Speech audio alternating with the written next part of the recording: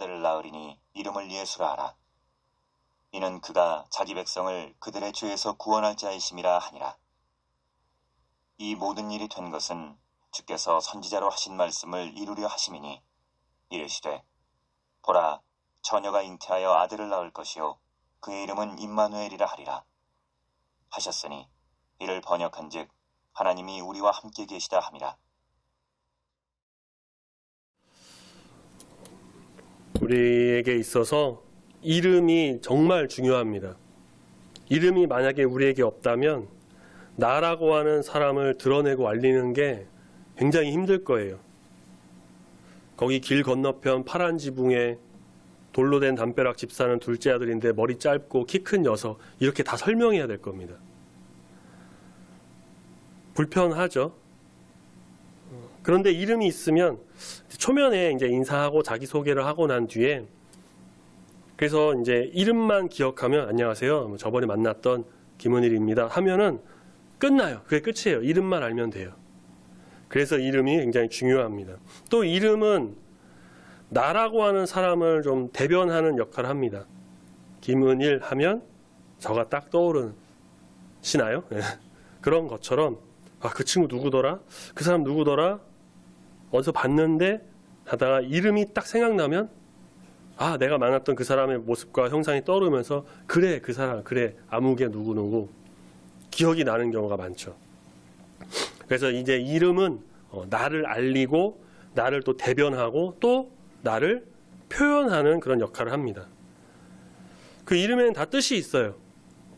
은혜, 한일, 한 가지 은혜 이런 뜻이 있습니다. 제가 축구를 좋아해서 영국 이제 잉글랜드 축구를 보면은 축구 선수들의 이름이 있습니다. 이제 영어로 된 이름이죠. 그 중에는 뭐 성경에 나오는 인물인 뭐 요한, 존, 뭐 피터 그런 거 그렇게도 많이 있지만 이제 그 나라의 문화가 있고 또 언어가 달라서 그 이름에 좀 재미있는 부분이 있는데 이름 보면은 참 재미있어요. 이름이 장미입니다. 우리나라도 뭐 장미 이름 이 사람 있죠. 이제 외국에도 뭐 로즈 이렇게 장미가 있고요. 또 어떤 사람 이름은 이름이 걷는 사람이에요. 워커. 또 어떤 선수 이름은 나무로 된 문. 이름이 우드게이트 뭐 그런 이름이 있고요. 제가 봤던 이름 중에 제일 재밌었던 이름은 물 마시는 사람. 이름이 이제 드링크 워터입니다. 물론 이제 이름보다는 주로 성이긴 한데 어쨌든 그렇게 불려요. 그래서 우리가 이 사람들 보면서 이름을 재밌어하는 것처럼 어쩌면 그 사람들도 우리 이름을 보고 김은일? 되게 웃기네 이름. 그럴 수도 있습니다. 우리 성도님들도 다 이름이 있으시죠. 다 각자 이름이 있으시고 그 이름에는 뜻이 있으실 겁니다. 이름은 뭐 부모님 혹은 조부모님이 지어주실 수도 있죠. 저희 아이들 같은 경우는 이제 제가 이런 이름을 좀 했으면 좋겠다 몇 개 이제 후보를 한 3, 4개 골라서 이제 양가 가족들, 부모님, 누나, 뭐 처형, 조카들 다 알려줘서 투표해서 고른 게 이제 현준이, 현민이 이름이 정해졌고요. 그리고 이제 장인어른께서 한자를 정해주셨는데 어쨌든 그렇게 이름을 지었는데 이 이름은 우리의 이제 나를 알리고 나를 대변하고 말씀드린 것처럼 또 그 이름에 뜻이 있다는 것을 알면서 가끔 잊을 때도 있지만 그래도 내 이름의 뜻대로 좀 살아가려고 노력을 하기도 합니다. 한 가지 은혜, 그러니까 한 가지 은혜를 향해서 저는 달려나가는 거죠. 성경 인물에도 이름에는 다 뜻이 있습니다. 모세, 물에서 건지다. 야곱, 발 뒤꿈치 잡다. 야곱이 이름이 바뀌어서 이스라엘, 하나님과 겨루어 이기다. 뭐 이런 뜻이 있죠. 또 호세아 같은 경우는 음란한 여인 고멜과 만나서 결혼해서 아들을 낳았는데 그 아들의 이름으로 그 당시 이스라엘의 상황을 이스라엘 상황과 하나님과의 관계를 말해줬습니다. 로 루하마 긍휼히 여기지 않다. 로 암미 내 백성이 아니다. 근데 이제 그 이름이 바뀌어서 소망의 이름으로 바뀌어서 루하마 로가 빠졌죠. 루하마 긍휼히 여김 받은 자. 암미 또 로가 빠져서 암미 내 백성이다. 베드로는 본래 시몬이었는데 예수님께서 반석이라는 뜻의 게바, 베드로라는 이름을 지어주셨습니다. 또 바울 이름에 대해서 우리가 조금 오해하는 부분이 있는데요. 그가 본래 이름이 사울이었다가 사울로 나오죠. 사도행전 처음에는 사울로 나오죠. 그러다 회심하면서 예수님 만나고 회심하면서 바울로 이름을 계명한 것이다라고 이제 아는 분들이 꽤 있습니다. 사울은 이름의 뜻이 이제 큰 자인데 회심하고 나서 내가 하나님 앞에 작은 자다라면서 작은 자라님의 뜻에 바울이라는 이름을 사용했다고 알려지는데, 사실 사울이라는 이름의 뜻이 큰 자가 아니에요. 여호와께 구하다 그런 뜻이고요. 바울은 작은 자라는 뜻이 맞습니다. 그리고 바울로 계명한 것이 아니라 바울은 본래 사울과 바울 이 두 개의 이름을 가지고 있었고, 사울은 이게 히브리어식 이름, 바울은 헬라식 이름이었습니다. 그래서 그가 선교 여행을 가게 되면서 이방인들에게 복음을 전할 때 이 히브리식 이름보다는 헬라식 이름, 불리기 쉬웠고 좀 친숙한 이름인 바울이라는 이름을 사용하는 것이 낫겠다 해서 그가 바울을 사용한 것이지 계명한 것은 아닙니다. 예수님 이름에도 뜻이 있습니다. 우리가 오늘 본문 말씀 21절 보시면 마태가 아주 친절하게 그 뜻을 설명해 주고 있습니다. 자기 백성을 그들의 죄에서 구원할 자. 우리 지난주일 그리고 수요예배에도 어제도 오늘 예수님의 이름에 대해서 같이 말씀을 나눈다고 미리 언급을 좀 드렸는데, 또 그것이 아니더라 하더라도 마태복음 1장 말씀은 우리가 많이들 보셨고 또 설교도 아마 많이 들으셔서 아실 테입니다. 그래서 예수님의 이름의 뜻은 우리가 이렇게 잘 알고 있죠.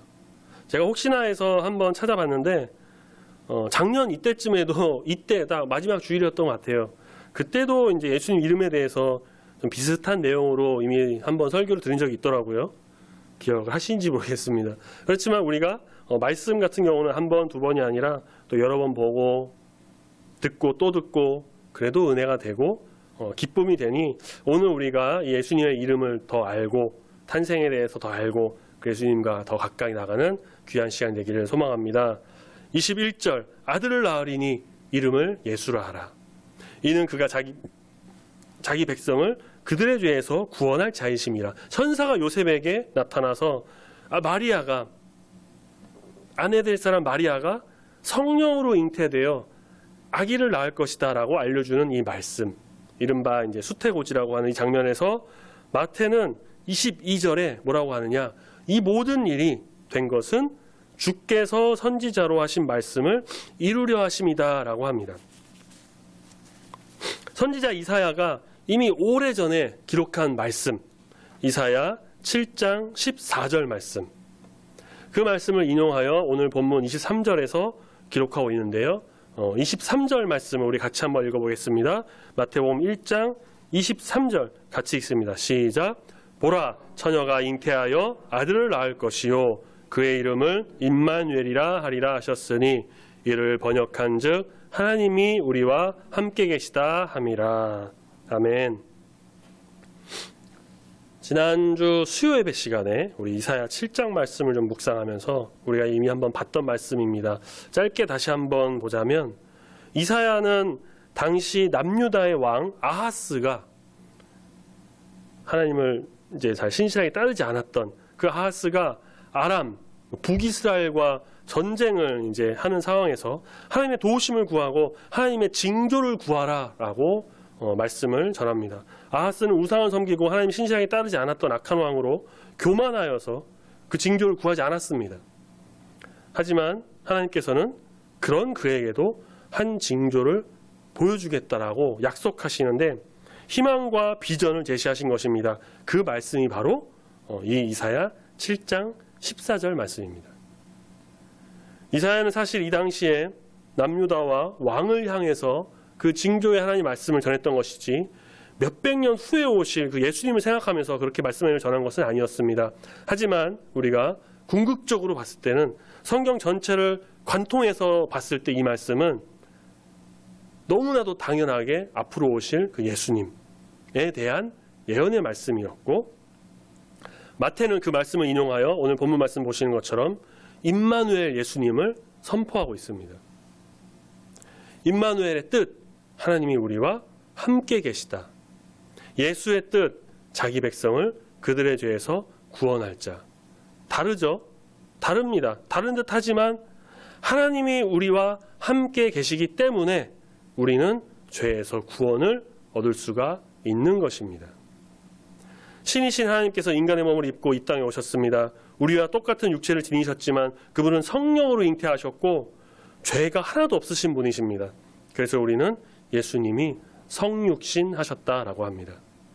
예수님께서 이 땅에서 인간들과 함께 먹고 자고 기도하고 성만찬도 하시고 그렇게 임마누엘의 뜻 그대로 우리와 함께 하셨습니다.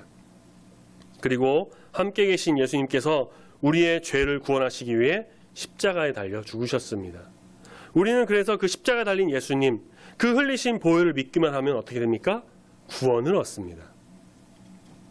2000년 전에 예수님이 지금도 이렇게 같이 계셔갖고 우리와 함께하면 너무 좋겠지만 지금은 성령님께서, 성령 하나님께서 우리와 함께 계십니다. 예수님 가셨지만 성령님께서 우리와 계시기 때문에 여전히 그 임마누엘 하고 계신 것입니다. 변함없이 우리와 함께 하셔서 우리를 죄에서 구원하십니다.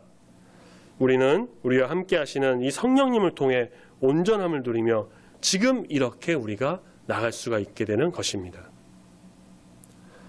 이 모든 것을 생각하면 이 크리스마스, 물론 이제 하루가 지났지만 크리스마스 이 시기 이맘때는 너무 기쁜 날이에요. 예수님 탄생을 축하하는 날.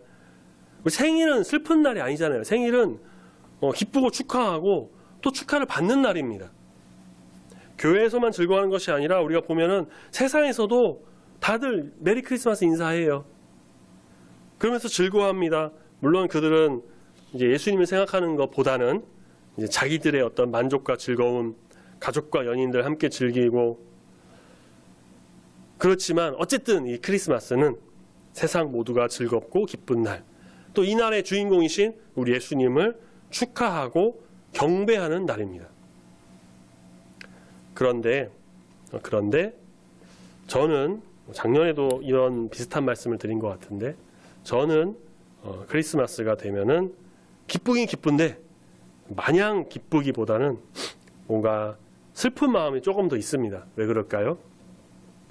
저만 그런 것이 아닌 것 같더라고요. 제가 몇 년 전에 이제 크리스마스 때에 SNS에 뭐 이런저런 이야기를 좀 쓰면서 기쁨보다 슬픔이 더 크다 그런 말을 좀 썼더니만 이제 댓글에 공감하는 사람들이 좀 있었습니다.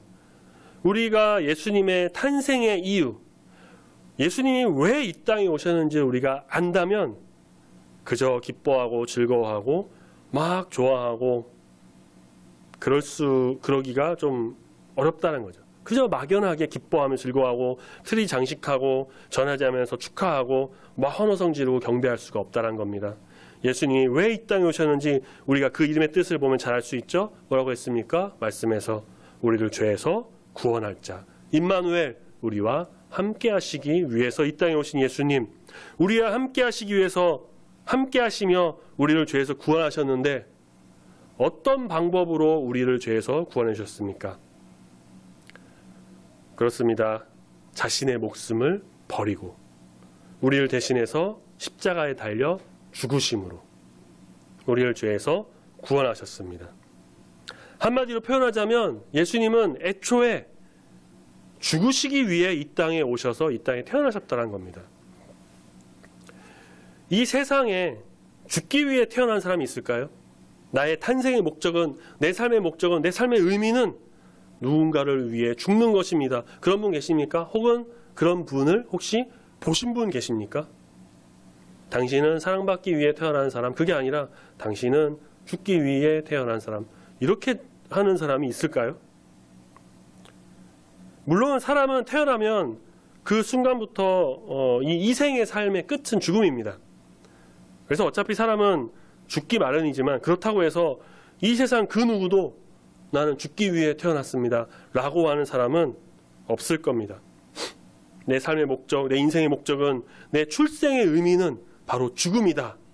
이런 사람은 단 한 분 빼고 없습니다. 바로 예수님. 예수님은 다른 누구도 아닌 나를 위해, 우리 여러분들을 위해, 우리 모두를 위해 죽으시려고 이 땅에 오셨습니다.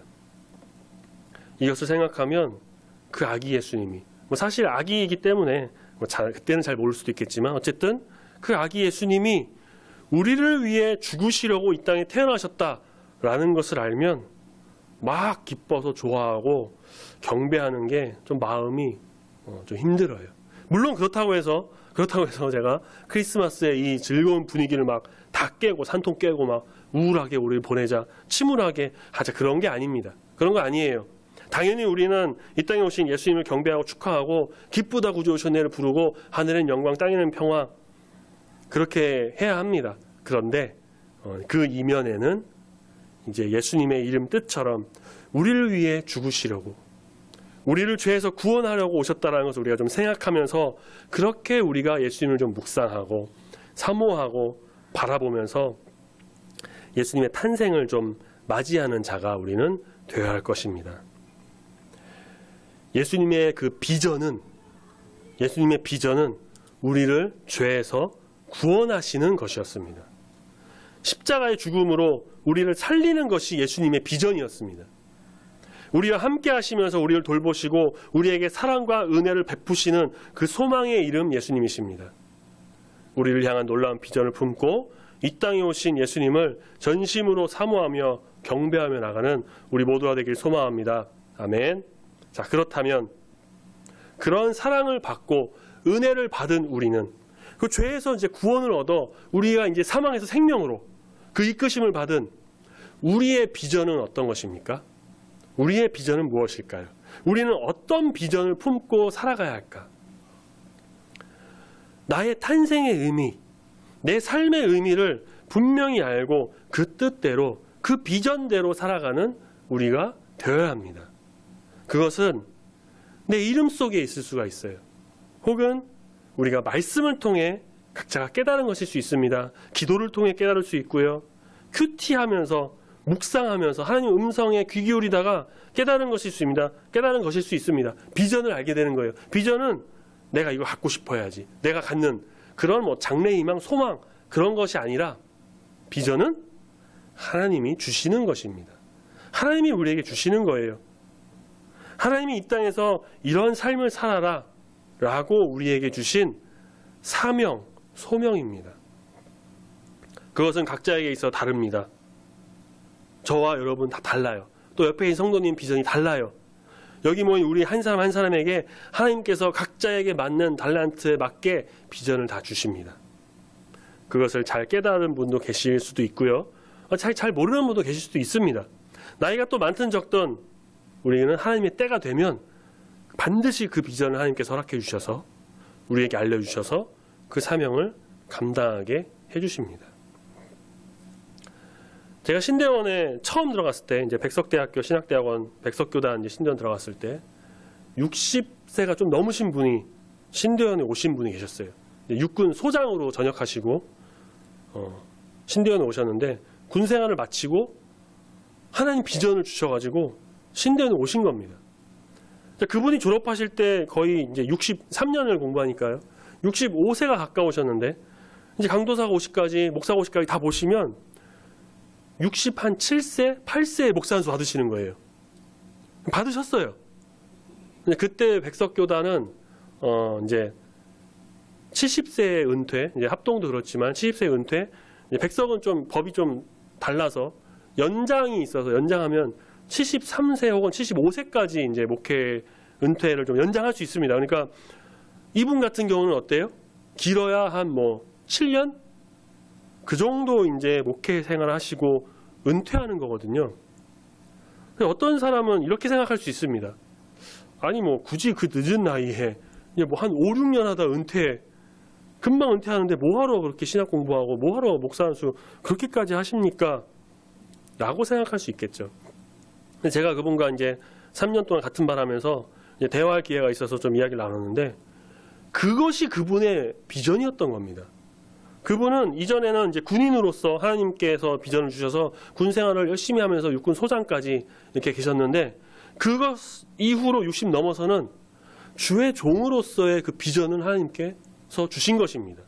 그래서 그 사명을 감당하려고 나이가 중요한 게 아니었어요. 그분께는 60, 65, 70이 돼도 비전을 품고 공부하시고 주의 종의 사명을 감당하신 거죠. 모세 80세에 하나님께서 80세에 만나서 그 동족 이스라엘을 이끌고 나가라고 하는 비전을, 지도자로서의 비전을 80세에 하나님께서 주셨습니다. 안 믿는 자들은 자기 이익을 위해 살아가요. 그나마 좀 착한 사람들, 뭐 NGO 단체, 사회복지 있는 사람들은 뭐 남을 좀 돕고 희생하는데 그런 삶을 살기도 하죠. 하지만 대부분은 자기 이익을 위해서, 목적을 위해서, 경제적인 것을 위해, 가족을 위해, 자녀, 사업, 직장, 다른 목적을 가지고 살아갑니다. 우리 역시 그렇습니다. 가족을 사랑하고 뭐 이웃도 사랑하고 사업, 직장 잘 돼야죠. 너무 중요합니다. 그것도. 돈 당연히 잘 벌어야죠. 먹고 살기 위해서는 반드시 필요합니다. 경제적인 부분을 고려하지 않을 수 없습니다. 그래야 뭐 내가 이루고자 하는 목표와 목적도 다 있고 그렇게 할 수가 있는 거죠. 그래서 다 할 수 있는데 우리가 그렇지만 반드시 기억해야 할 것. 우리는 우리의 인생을 내 마음대로 설계해서 내가 하고 싶은 대로 살아가는 것이 아니라 하나님이 주신 비전을 갖고 그 뜻대로 살아가는 것이 중요하다라는 것입니다. 우리가 예수님의 제자라고 한다면 예수님의 그 모습을 본받아 예수님의 사랑을 또 널리 전하고 실천하고 또 하나님의 사람으로서 참된 그리스도인으로서의 삶을 온전히 살아가는 것이 반드시 필요할 것입니다. 우리는 크리스마스에 이런 것을 좀 기억해야 합니다. 기뻐하고 즐거워하고 경배하고 송축하는 것 물론 중요합니다. 너무 중요해요. 예수님을 항상 기억하고 기뻐하고 하늘엔 영광, 땅에는 평화 반드시 우리가 지키고 기억해야 할 것입니다. 그리고 우리는 또 어떻게 해야 될까요?